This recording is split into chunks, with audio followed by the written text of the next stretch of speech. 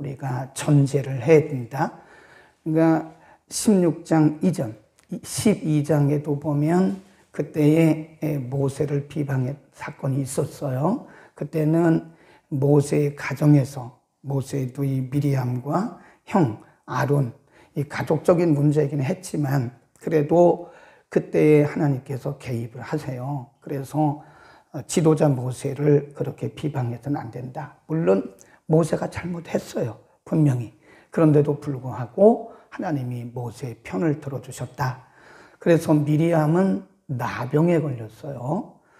네, 그것은 하나님께서 하나님의 세우신 공동체의 질서를 위한 것이었다. 그것은 12장은 가데스바네아 사건 이전입니다. 가데스바네아 사건이 뭐죠? 12명의 정탐꾼들이 가나안 땅을 정탐하고 돌아와서 10명의 정탐꾼들이 잘못 보고하는 바람에 백성들이 그 소리를 듣고 하나님을 원망하다가 20세 이상의 모든 사람들이 여호수아 갈렙 빼놓고는 다 죽었어요. 그러니까 지금 16장에 있는 내용은 20세 아래의 사람들이에요. 그러니까 이 사람들은 사실은 아직 성인이 아니라고 볼 수 있죠. 예. 그래서 2세대라고 그러는데 이 사람들은 아직 하나님의 말씀에 대한 경험이 없는 그런 사람들이에요. 그래서 사실은 이 사람들이 고라 일당이 당을 지어서 이렇게 모세와 아론을 반역한 것은 어떻게 보면 광야를 지나오는 동안에 이 사람들 지금 2세대잖아, 2세대. 근데 그 어른들이 이 교육을 제대로 하지 않았다는 것도 책임도 있어요.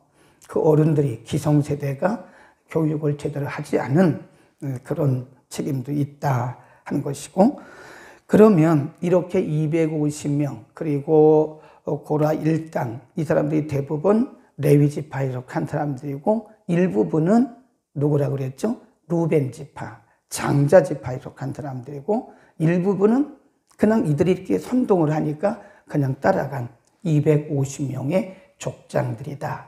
그러면 이들에 대해서 하나님은 어떻게 처리를 하셨는가? 16절 보세요. 이에 고라에게 이르되, 모세가 하는 말이에요. 너와 너의 온 무리는 아론과 함께 내일 여호와 앞으로 나오되 너희는 각기 향로를 잡고 그 위에 향을 두고 각 사람이 향로를 여호와 앞으로 가지고 오라. 향로는 모두 250이라. 너와 아론도 각각 향로를 가지고 오라 그래요.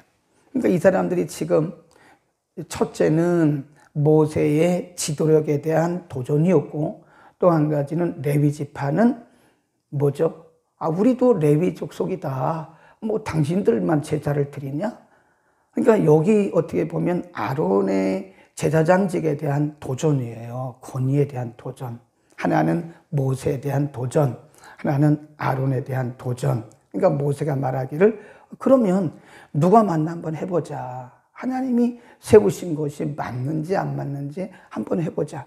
그러면 여러분들도 향로를 준비하고 250명이니까 250개의 향로가 있지 않겠어요? 그리고 거기에 향을 담아와라. 과연 어떤 사람의 향로에 불이 붙는가 보자. 네. 그러니까 이렇게 사람들과의 어떤 논쟁과 다툼이 생길 때는요, 사람끼리 싸울 게 없어요. 하나님께 드리면 돼요. 하나님께서 어떻게 이 일에 대해서 판단하는지를 보자. 그 얘기입니다. 그랬어요. 19절 보세요. 18절부터 시작. 그들이 각기 향로를 취하여 불을 담고 향을 그 위에 두고 모세와 아론으로 더불어 회막문에 서니라. 고라가 온 회중을 회막문에 모아놓고 그 두 사람을 또 대적하는 거예요. 아직도 고라의 마음속에는 전혀 마음이 달라진 게 없어요.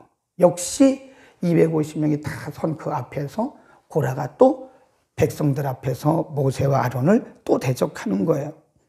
여호와의 영광이 그 회중에게 나타나시니라. 그때 하나님께서 모세와 아론에게 이렇게 말씀하세요.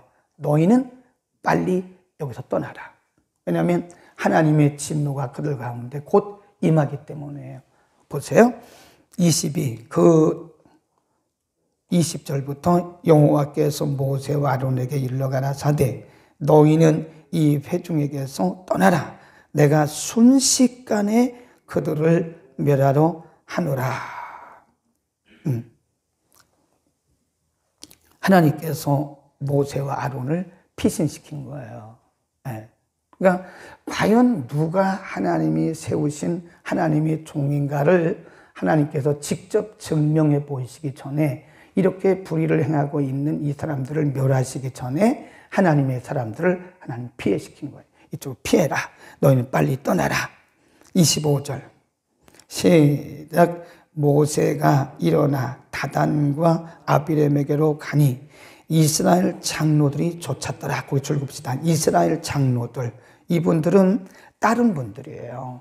그러니까 중간 지도층이지만 이분들은 지금 많은 백성들이 고라 일당의 그 선동에 지금 이렇게 함께 동조하고 있는 거거든요. 근데 이 사람들은, 이 장로들은 모세를 따랐던 사람들이에요. 그러니까 과연 우리가 어디를 따를 것이냐. 우리가 금방 찬송가 521장 드렸잖아요. 그 내용을 가만히 보면 이 찬송가 521장이요. 굉장히 의미가 있어요. 예, 오늘 한번 찬송가 521장을 묵상해 보세요. 참 그 작사를 잘했더라고요. 이렇게 지금 고라 일당 250명의 족장들, 이 사람들이 지금 악을 도모하고 있는 거잖아요. 그때 어느 쪽을 따를 거냐. 그때 이 사람들은 모세 편에 섰던 거예요.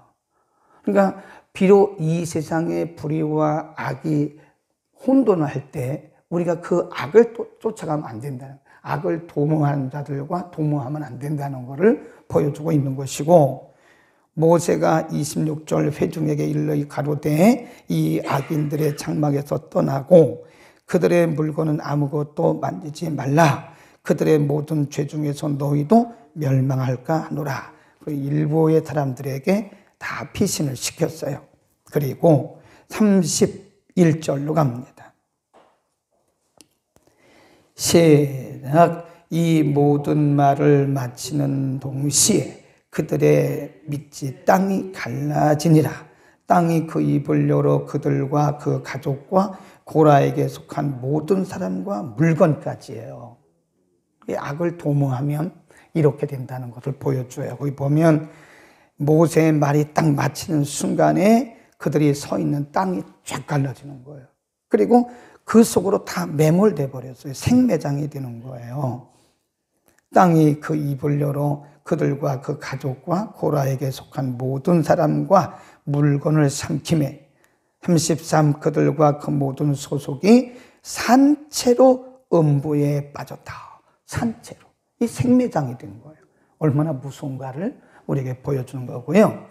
그 다음에 34 그 주에 있는 온 이스라엘이 그들의 부르짖음을 듣고 도망하며 가로되 땅이 우리도 삼킬까 두렵다 하였고 여호와께서 불이 나와서 분향하는 250인을 다 소멸하였다. 이렇게 해가지고 고라 일당의 그 모든 반역이 하나님의 개입으로 끝난 거예요.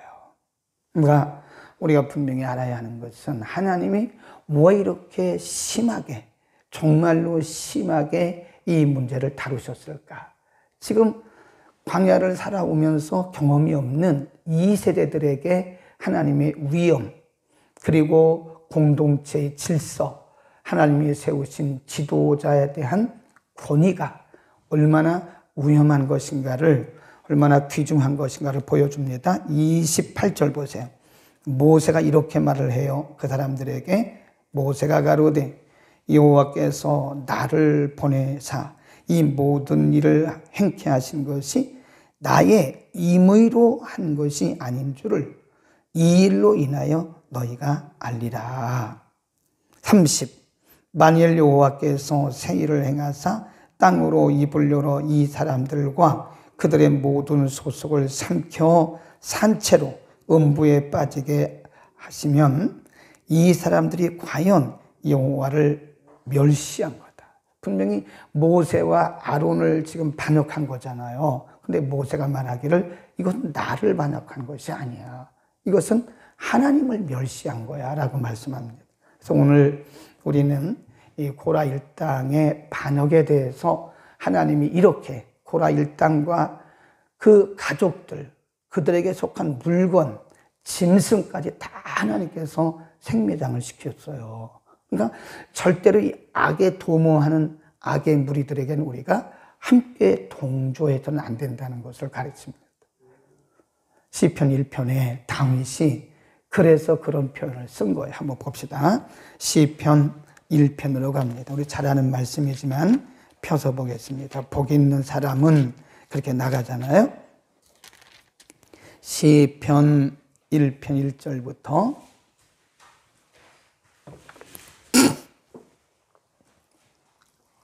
1편 1절 시작. 복 있는 사람은 악인의 꾀를 좇지 아니하며 죄인의 길에 서지 아니하며 오만한 자리에 앉지 아니하고 그랬잖아요. 네.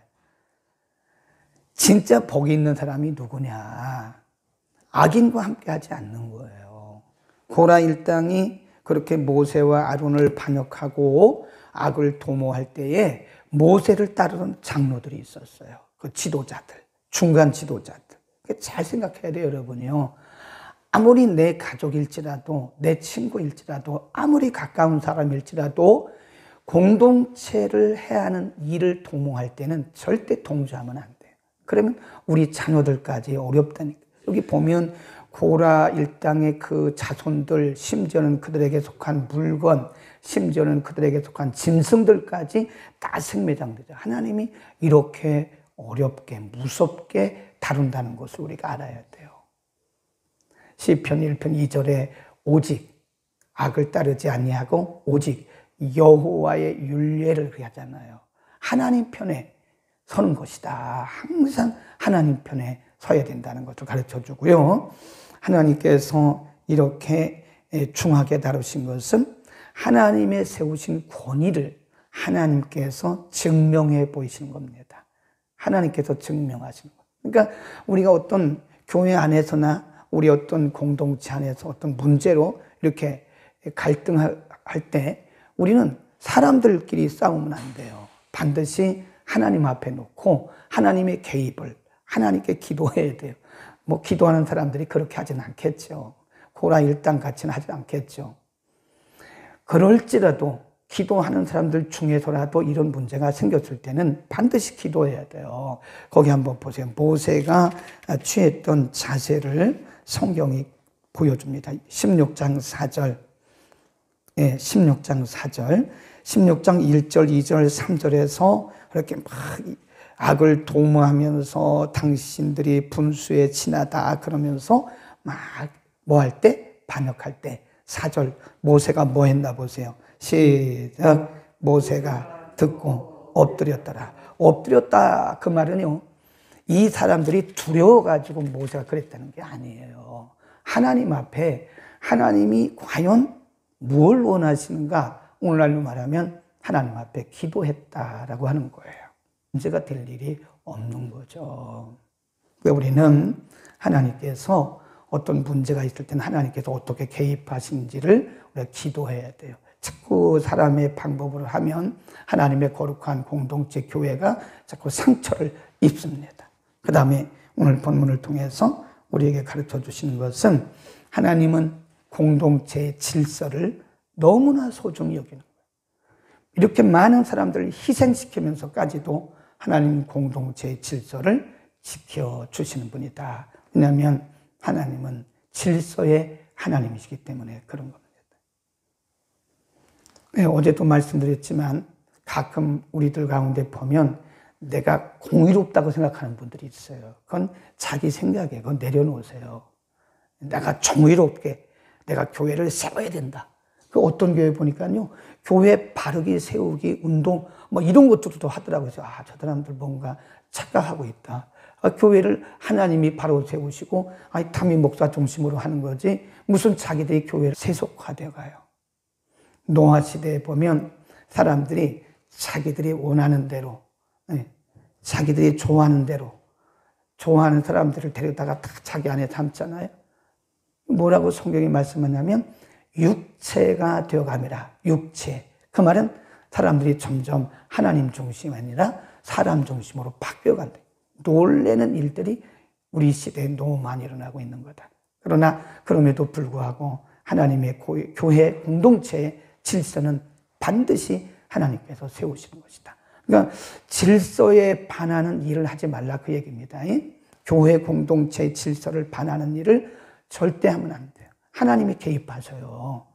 하나님은 질서의 하나님이기 때문에 그런 거다. 그 다음에 하나님이 세우신 권위를 우리는 소중히 여겨야 됩니다.